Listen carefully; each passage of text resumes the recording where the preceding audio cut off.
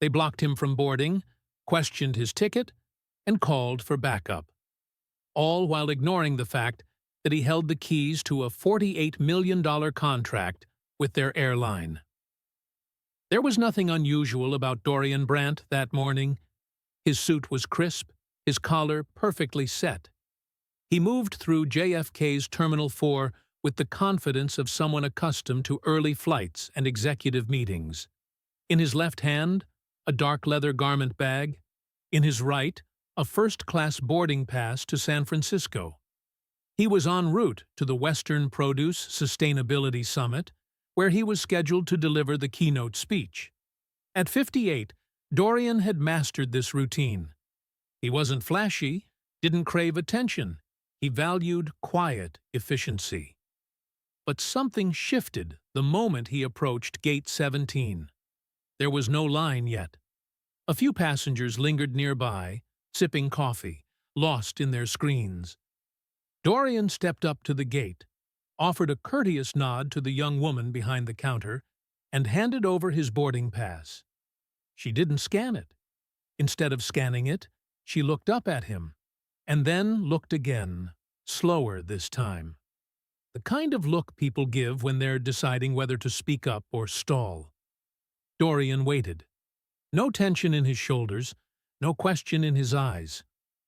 "This lane is for premium passengers only," she said, her tone sharper than the moment called for. "I know," Dorian replied calmly. She blinked, finally scanned the boarding pass, but didn't press the button. Her hand hovered, then dropped. She turned slightly and whispered something to a colleague nearby. The other woman leaned just enough to steal a glance at Dorian. He didn't move.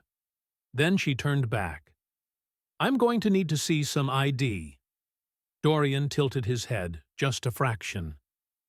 "You don't usually ask for ID when scanning a pass. Is there a problem?" She hesitated. "It's just a security measure." There was no such measure at this point in the process. He knew it. She knew it. Still, he reached into his inner pocket, retrieved his wallet, and handed over his license. She took it gingerly, held it like it might tell her what to do next, then laid it on the desk without scanning anything. "Wait here a moment." Dorian glanced down at his boarding pass. His name was printed clearly. Dorian Brandt. He said nothing. The gate agent stepped away, whispering again, this time to someone in a dark uniform. Moments later, a security officer approached. Dorian had been here before. Not frequently, but enough to recognize the shift, the quiet pivot from courtesy to suspicion. That split second when someone decided he didn't belong, not because of anything he said, not because of how he acted, simply because they couldn't picture someone like him in first class. The officer didn't ask questions. He just stood beside Dorian, silent, watching. Eyes scanning him like he was a checklist to be verified. Dorian remained calm. He stepped away from the gate, quietly removing himself from the boarding lane. No protest, no raised voice. He had no intention of giving them the spectacle they were silently bracing for. Instead, he reached into his jacket, pulled out his phone, and made one call. It rang once, then twice. "Maggie, it's me. I need you to pull up the catering contract we signed with Horizon Air 2 weeks ago, the one covering their western routes. Yeah, I'm at JFK, Gate 17. I'll hold." He stayed on the line, eyes fixed straight ahead. No emotion, no visible frustration. The gate agent glanced over, surprised to see him still standing there. She leaned into the mic on her desk. "We're just working through a minor issue," she said, her voice chipper for the growing crowd behind him. But no one was feeling patient. A businessman in a gray pullover leaned forward and whispered, "Is he causing trouble or something?" Dorian heard it. He didn't turn around. Maggie's voice came through on the line. "Got it. Want me to call corporate or—" "No," Dorian said softly. Just flag it. I think they're about to realize there's a problem." He ended the call and slid the phone back into his pocket. The boarding pass was still in his hand.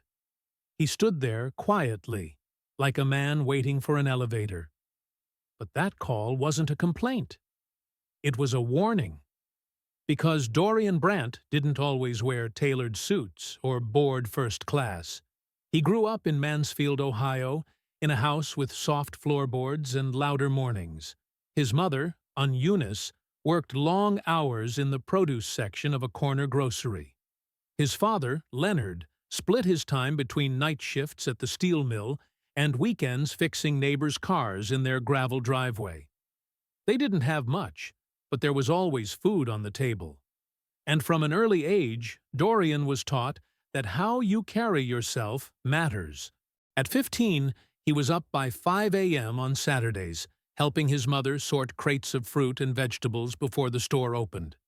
It was in those quiet, fluorescent-lit mornings that he learned to spot a spoiled apple from 10 feet away, tell a ripe melon by touch, and, more importantly, how to speak to people.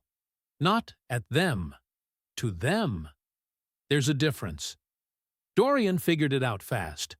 By 23, he had a degree in agricultural business from Kent State and exactly $300 to his name. His first business? A roadside produce stand on the outskirts of Columbus. No employees, no part-time help, just a borrowed pickup truck, a pop-up tent, and enough grit to sell sweet corn like it was gold. The real shift came in his early 30s, when he noticed a gap no one else seemed to see. Sustainably grown, regionally sourced produce that could scale to meet national grocery chain demands, without compromising quality. Not boutique, not overpriced farmers' market fare, just real food, grown clean, delivered fast.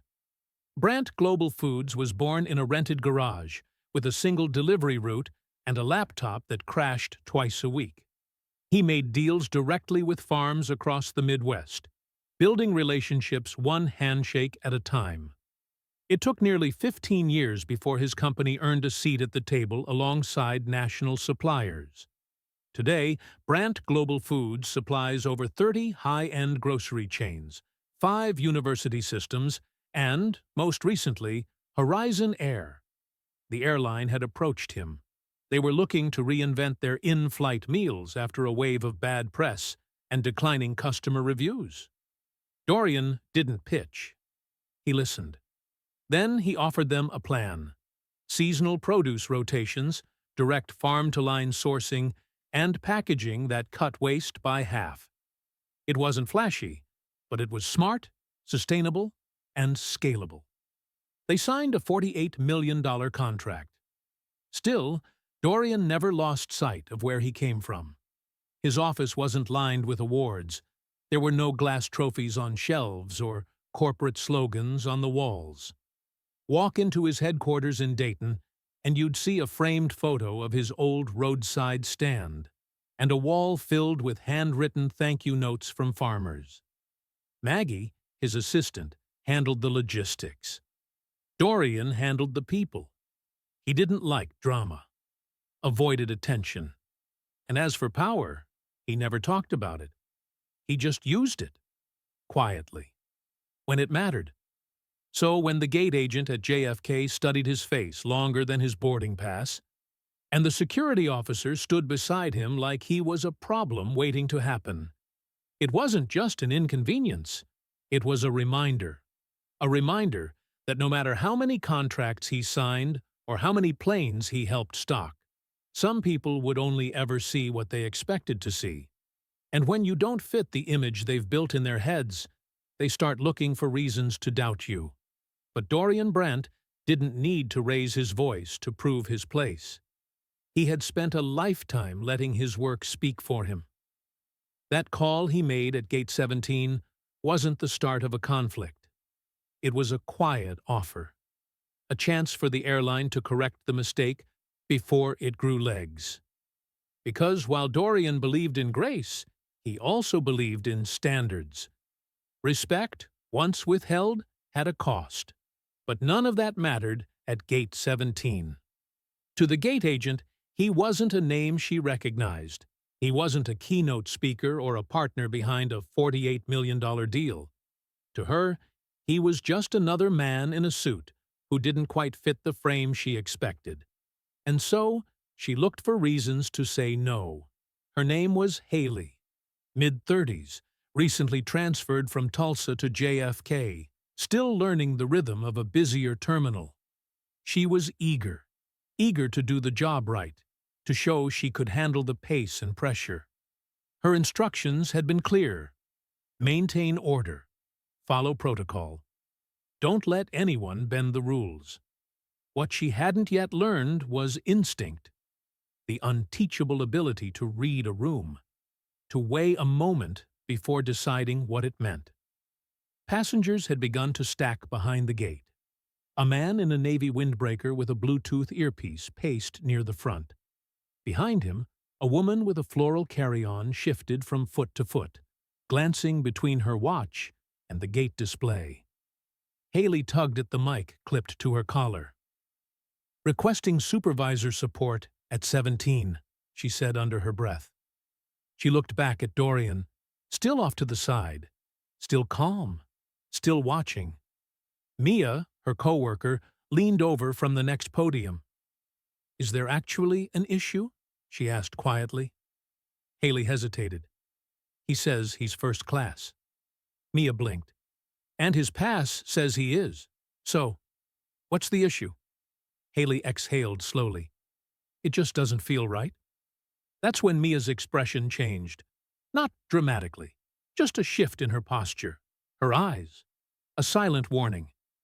"Watch yourself." But Haley wasn't watching. Not the room, not the moment, not the man. She was staring at her screen, pretending to search for a booking flag that wasn't there, trying to justify a gut feeling that had nothing to do with policy, and everything to do with bias she hadn't yet learned to name. The security officer stood nearby, arms crossed, occasionally glancing at Dorian, but offering no explanation for his presence. The first-class lane was thinning as passengers continued to board. Haley stole a glance toward the gate. Her posture was stiff now, trying to hold authority, even as doubt crept in. Then Dorian's phone rang. He stepped a few feet away to answer, voice low. Maggie sounded calm on the line. "I've already flagged it to their regional VP," she said. "And I looped in Jack Renair. He heads food service integration on their end." "Thanks," Dorian said softly. "Keep me updated." He ended the call and slid the phone back into his pocket. No eye rolls, no sharp gestures, just stillness. Quiet, composed. Back at the desk, Mia was growing uneasy. She leaned in and gently pulled Haley aside. "Do you know who that is?" she whispered. Haley blinked. "Number should I?" "That's Dorian Brandt," Mia said. "I saw his name on the vendor list. Brandt Global Foods. He's the guy behind the Horizon Produce deal." Haley's stomach dropped. "Wait, he owns Brandt Global?" Mia nodded. "Yes, and they just signed with us." Haley turned slowly. Dorian was still standing where she'd left him, boarding pass in hand. Still calm, still silent. No outburst, no demand. Just a quiet man in the right line, being treated like he didn't belong. "Maybe we should just board him now," Mia suggested quietly. Haley's panic rose. "No, if we do it now, it'll look like we—" She was cut off by a sharp voice in her earpiece. A supervisor. "Haley, I need a status on the hold at Gate 17. We're showing a delay flag." She stiffened. "Just resolving a passenger issue. It's under control." A pause, then, "Make sure it is. We've got execs from corporate flying in this morning. No surprises." Haley's mouth went dry. Her fingers trembled slightly as she adjusted her badge. She looked back at Dorian. Still there, still silent, still holding that boarding pass like it meant something. His calm made her feel exposed. She wasn't managing a situation anymore. She was becoming one. Mia moved toward the desk, ready to say something, maybe an apology. But before she could speak, the boarding door beeped. Another passenger passed through, then turned back with a frown. "What's the holdup?" he asked, adjusting the strap of his bag. Haley didn't respond. Her voice had vanished. Then Dorian stepped forward, but not toward them. He walked to the glass wall near the gate and stood with his hands folded behind his back, looking out over the runway. A line of luggage carts rolled past. He didn't look rushed. He didn't look worried. He was just watching time work in his favor. Haley watched time slip away at gate 17, but the real decision-makers were already in motion. 10 floors above the airport terminal, in an office overlooking the tarmac and the Manhattan skyline beyond, Cynthia Reyes was halfway through a cross-quarterly operations report when her desk phone rang.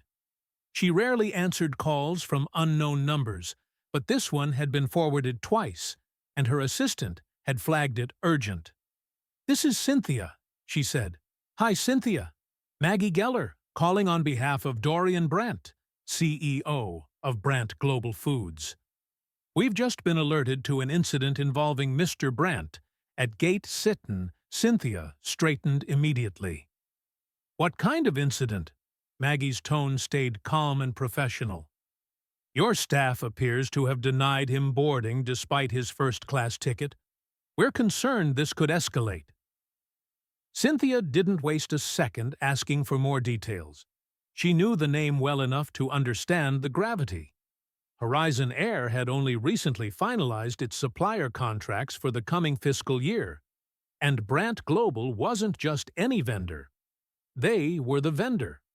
They were supposed to help overhaul the airline's entire food service image after a disastrous social media campaign exposed frozen meals and wasteful packaging. "This isn't just bad customer service," Maggie said. "It's a live fire in a room full of gas." "I'll handle it," Cynthia said quickly, standing and grabbing her jacket. "Is he still at the gate?" "He's calm, but clearly being mishandled." Cynthia strode from her office, heels clicking sharply down the hallway. "Get me Shaw and Elise from Brand Protection. Now." Meanwhile, at corporate headquarters in Minneapolis, Jack Rener's phone rang during a working lunch.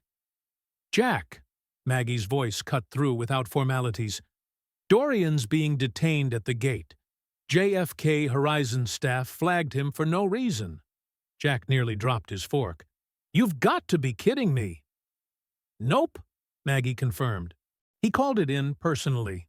Pushing back from the table, Jack said, "I'll get Cynthia on it. She's already moving. You might want to prep legal, just in case." No reply. Maggie hung up and immediately started dialing. If this went public, it could unravel months of work on the new campaign rollout. Press releases were scheduled. Launch videos were in editing. Dorian Brandt was set to be the face of the Fall Fresh Flight Initiative, a symbol of modern food sustainability.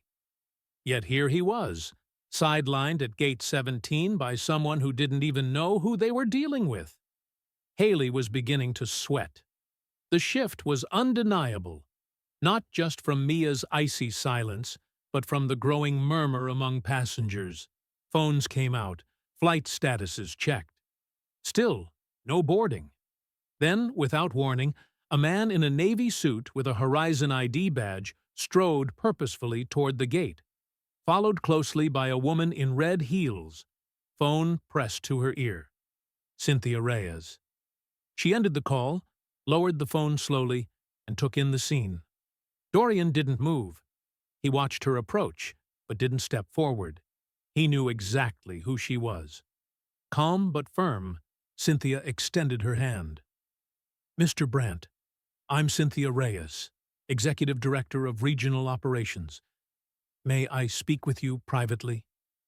Dorian nodded once and slipped his phone back into his pocket. "Of course." They stepped a few feet away from the gate. Behind them, Haley stood frozen, uncertain whether to step forward or disappear entirely. Cynthia took a steadying breath.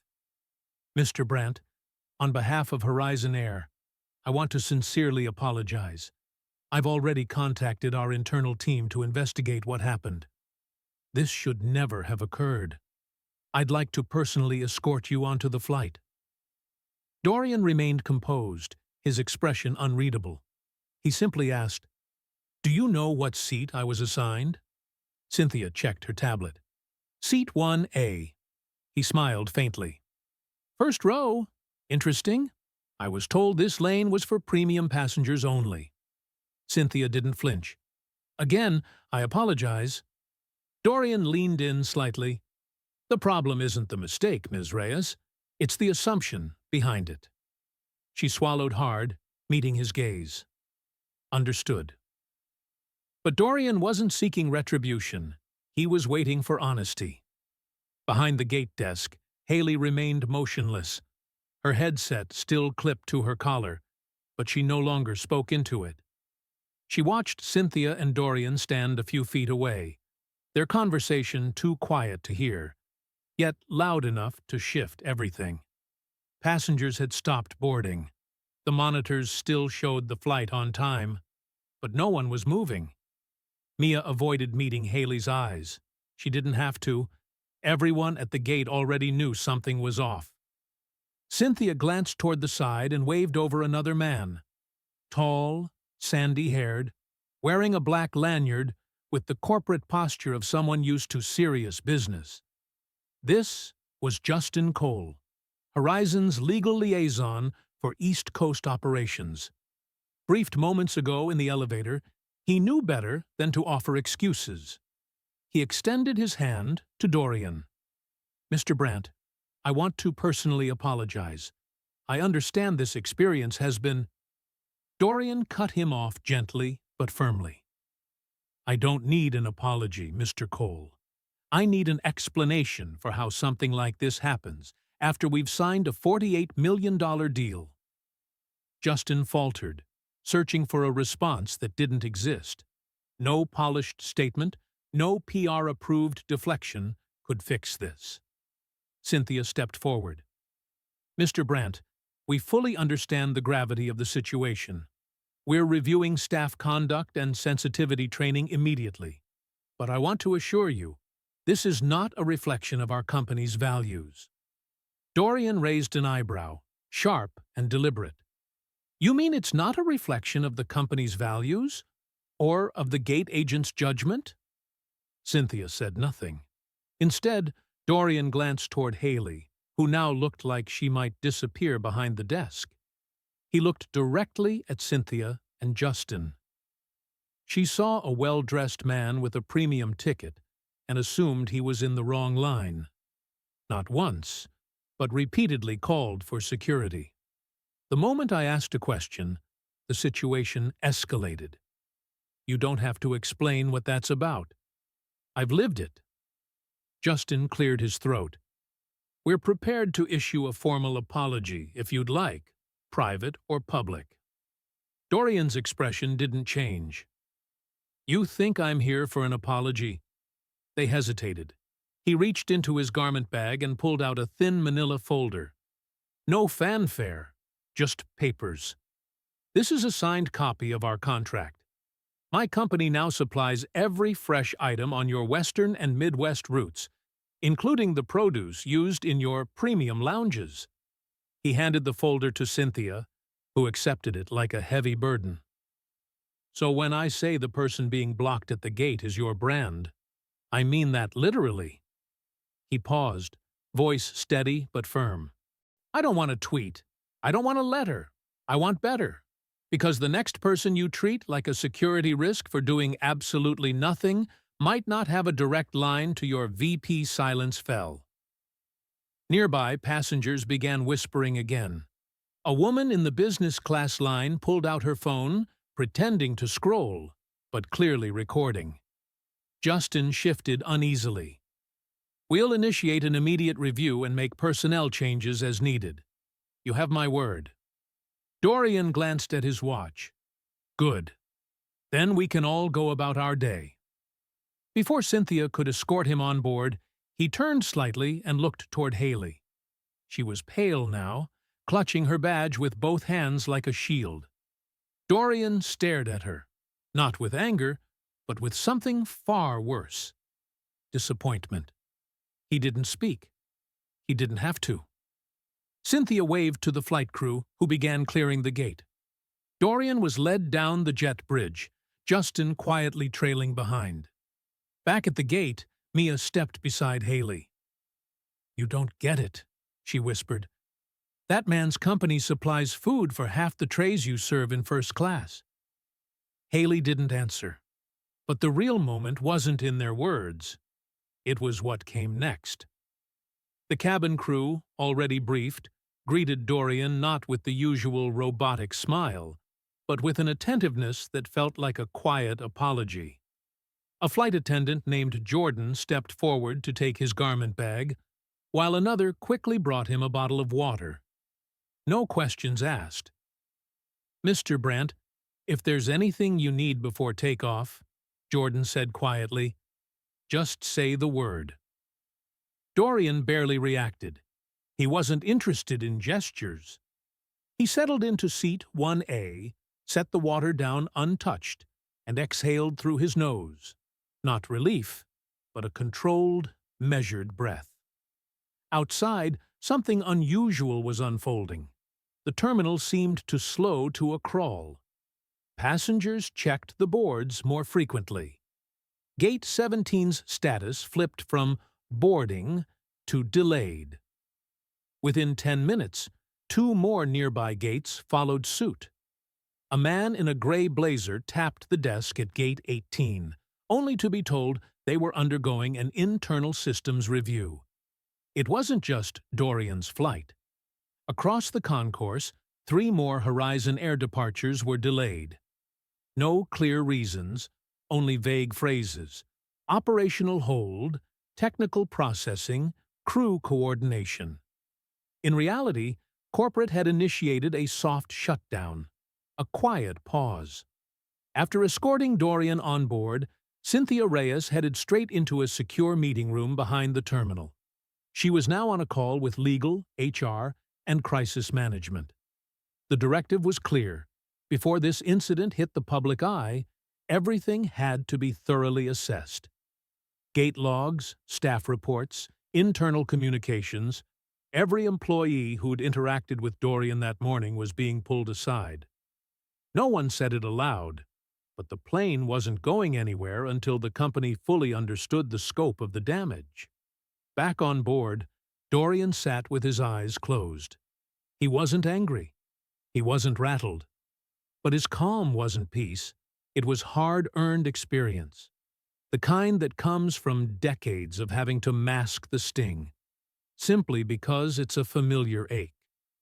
He thought about his father, Leonard, who'd once been turned away from a car dealership because the manager assumed he couldn't afford a purchase.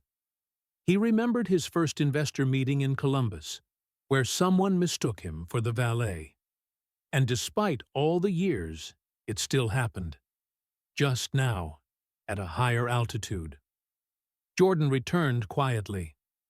"Mr. Brandt," he said gently, "we've been asked to delay departure briefly. They're working through something with the terminal team. We'll keep you updated." Dorian nodded once. Jordan hesitated, then added quietly, "I saw what happened out there. It wasn't right." Dorian opened his eyes. "Thank you." Silence hung between them for a moment. Then Jordan said, "I told my younger brother to watch your talk at the Sustainability Conference last year. He's studying agri-science. You made it real for him. Just thought you should know." For the first time since boarding, Dorian looked at him.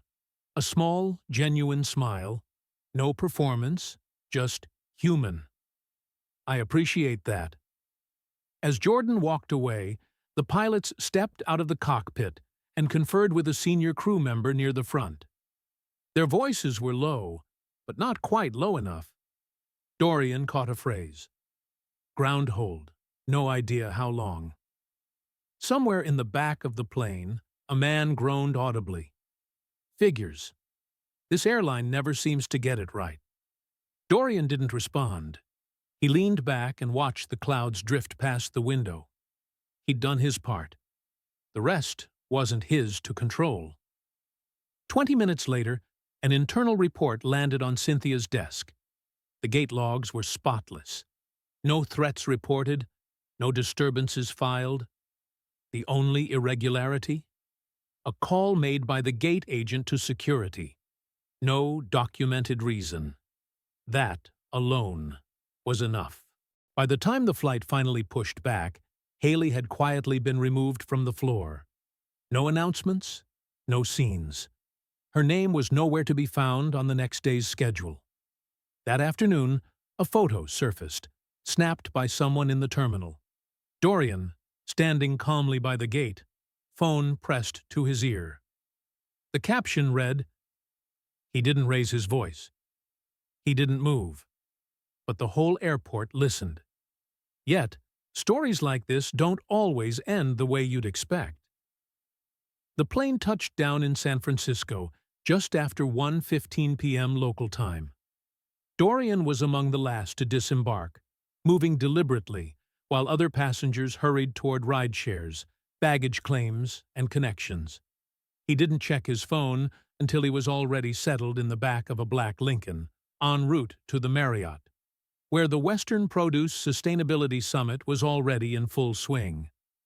The notifications piled up, emails from Horizon executives, a text from Maggie confirming the legal team had sent a draft letter, and a link to a local news blog that had quietly picked up the JFK incident. Nothing viral, nothing explosive, just a subtle ripple moving through the right circles. Inside the conference ballroom, the crowd buzzed with energy. Dorian slipped in unnoticed at first, but as he made his way toward the side of the stage where his keynote was scheduled, a few attendees spotted him. He exchanged brief greetings, shook hands with a handful of people. No mention of the airport, no sympathy, just business. The way he preferred it. 20 minutes later, he took the stage to a full room. His keynote didn't directly address what happened at Gate 17. Instead, it focused on resilience in the food supply chain, how small assumptions in sourcing, storage, and delivery can cascade into major consequences. He shared the story of a beet farmer in Kansas who nearly lost his entire harvest due to a single missed email, and how that email became the catalyst for overhauling his company's communication systems. But, toward the end, Dorian paused. He scanned the room. Business people, suppliers, university researchers, logistics experts, and said, "Sometimes the problem isn't the system. Sometimes it's the shortcuts we take in reading people." A hush fell over the audience. He went on, "Whether it's a new grower, a supplier, or someone standing at a gate with a valid boarding pass, what we assume says more about us than it does about them." The room responded with quiet, sincere applause. Not thunderous, but genuine. After the speech, as Dorian stepped off the stage, a man from a Seattle distribution firm approached him. "That thing you said about shortcuts," he said. "It hit me harder than I expected." Dorian smiled. "That's exactly where the rot starts, in the shortcuts." Back in New York, Cynthia Reyes sat at her desk, eyes fixed on a report from the internal audit team. Haley's file had been flagged, but Dorian hadn't demanded her termination. He hadn't asked for compensation. He hadn't even accepted the offer of a formal public apology. He didn't need to say a word. The airline's senior staff knew exactly what had happened, and how close they'd come to losing more than just a contract. In the weeks that followed, Horizon quietly announced a new partnership with a civil rights advisory group dedicated to workplace sensitivity and bias prevention. A few press outlets connected the dots. Dorian was mentioned once, indirectly, in a statement from a Horizon spokesperson. Recent events remind us of the work that still needs to be done. Dorian didn't comment. He didn't post. He didn't retweet. He simply went back to work. When Maggie told him that GQ had reached out with an interview request, he replied, "Tell them I'm busy feeding people." Weeks passed, then months. The story didn't explode online, but it lingered, because people remembered. Those who were at the terminal that morning retold it over dinner tables. The photo of Dorian, calm and steady with a phone to his ear, began to appear in presentations about silent leadership.